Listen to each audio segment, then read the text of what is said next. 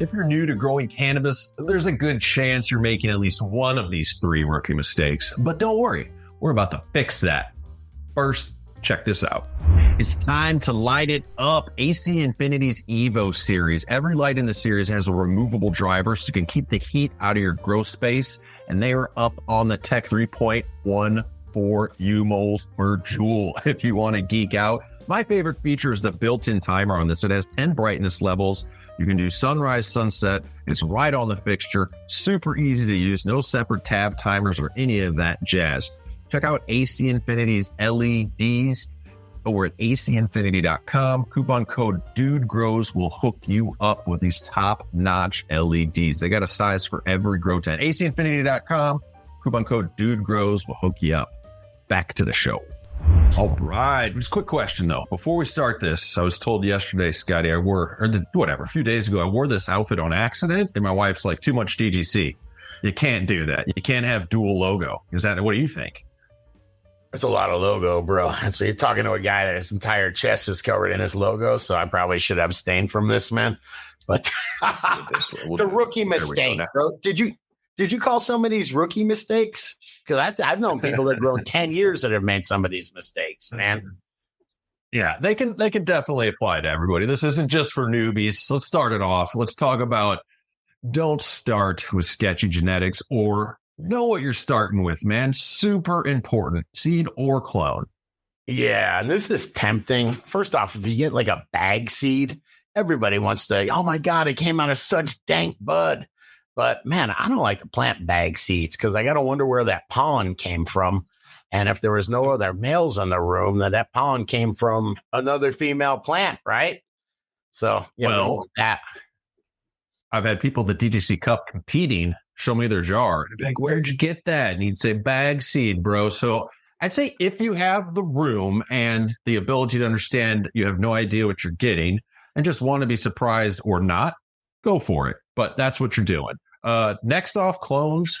I mean, getting clones, they better be damn well sourced. We've been in an unknown named dispensary in California, Scotty, just looking at powdery mildew on plants for sale. It was so scary. Well, that's less scary because you can at least see it. What about if it has hop latent viroid because they use the same scissor to cut 500 plants? You have no idea. Then you bring that into your room. Man, you talk about hemp russet mites. It is hard to keep a clone really clean. Yeah, I mean, there's all sorts of stuff that can get on them. So, man, I would just start with genetics, and then just from somebody, trust it. I would not just go grab it. And that's what I was saying. I'm 30 years into growing. I will still make the mistake sometime of a buddy handing me a clone going, dude, this is the next big thing. And you go, okay, I'll take it. And that's why my room's empty right now, man. No, not really. I'll give 2 recommendations. Yes, sir. DGC JR Killer Cuts. You can just search that. Seeds Here Now is also offering some quality clones. So do your research for sure. And when I say research, that's my next tip. Research the strain you're going to grow. I mean, you could go through Reddit. You could go from the breeder. Some breeders give a lot more information than others on what to expect. And that isn't solid, concrete information if you're going from seed, saying, okay, this seed harvests in 80 days, or it definitely needs high phosphorus at this point in time. When you're getting a clone from a grower, they can give you really solid advice and say, this is my nutrient regimen. Hey, she can handle this EC and really likes it at this point. But do research on that, man. Some people will be like, man, I didn't know I got a 10-week flowering strain. Agreed. Grambo, we don't trust Reddit, right? How boss? I got like a 1 on the 1 to 10 scale. Any Reddit comments get a 1, man. It's reading through, just reading through, Scotty. Let's take it to the next tip. What do you Don't ignore your environment. And this goes with, first off, man, where are you going to grow? Where are you growing in your house? Where's the best place to grow? Setting up your grow not the attic. Upstairs is there always. That's why you don't see many upstairs grow spaces. When I bought my first grow house, if you will, I was like, realtor, please only show me houses with full unfinished basements. Yeah, heat rises. Yeah, exactly. But in the beginning, you're like, oh, man, I could grow in that closet over there. Or, oh, there's that room above the garage, the attic. I can go up there and grow, or in my garage. And all those are terrible places because when you think about growing, it's not intuitive to think about environment, but it's the biggest thing. It's not where you can hang a light. It's where you can control that environment. I mean, one of the most gangster ones that isn't common. I love unused basement bathrooms because they usually already have a vent and a drain and a water source. So like you're starting good for a smaller grow. If you're somewhere where you can normalize, I love a great conversation piece for me is I have a 2x4 tent in my kitchen. And you could even grow, let's say, if you want to get fancy with it, you could grow a couple photo periods. Maybe you have some jalapeno herbs in there too. The reason I say also a bonus in your kitchen, in your living area is CO2 is going to be higher there. So when you're running your tent, you're going to get a lot of ambient CO2 from the family, from the pets. If you run your grow tents in your bedroom, for example, run as much as your light cycle as you can while you're in there at night sleeping. That way it's going to benefit just from you being in there. So because humans create CO2 as they breathe. Dude, that is a flex, man. You have a 2x4 in your kitchen?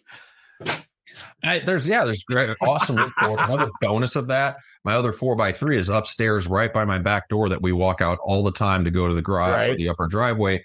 Putting a tent in a high traffic area not only benefits CO2, but you check in on it a lot. Like, oh, I'm always peeking in the window, checking in controls, looking at the environment. So it's a good way to just have it in front of your face, just keep checking it and keeping everything running smooth. I would like to object, sir. I'd like to retort. That's how you're going to get bugs too, man. You're going to be bringing stuff right by it. You're going to be walking through your grass and then going and checking the tent. I do like to have have it a little bit out of the way.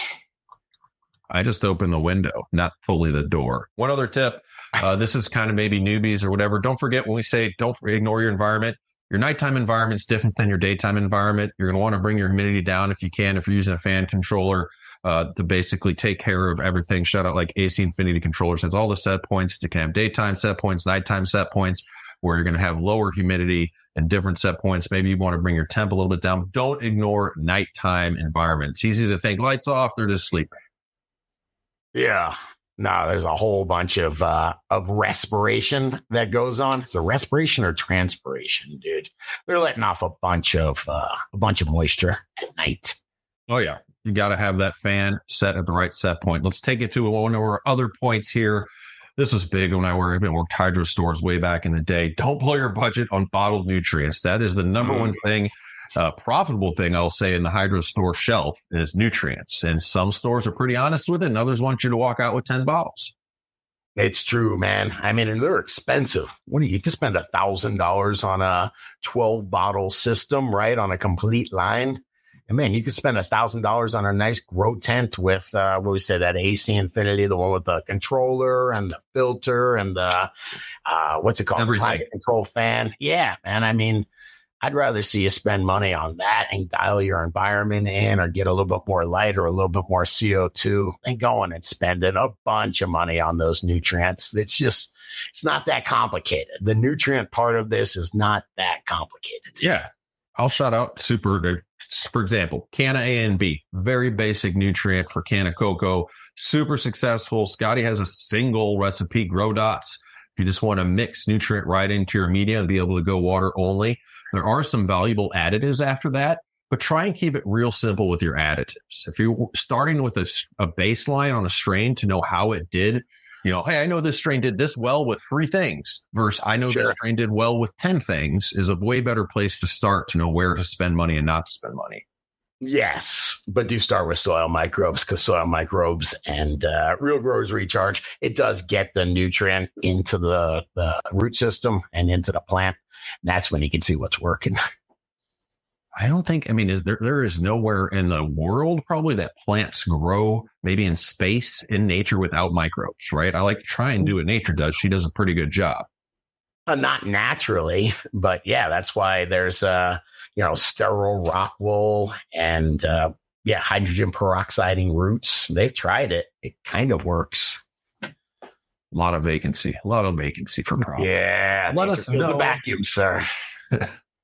Your tips below. Is there something that you ran into that you really screwed up and hey, this was my solution? What was the first big mistake you ever made as a grower? Leave us some comments below. All right. These will be some good ones. I'm sure of it. All right, y'all. And if you dug the video, come on, hit the like button. Hit that subscribe button. share this video with another grower you know, and check out the other couple videos Yes. you've recommended. All right.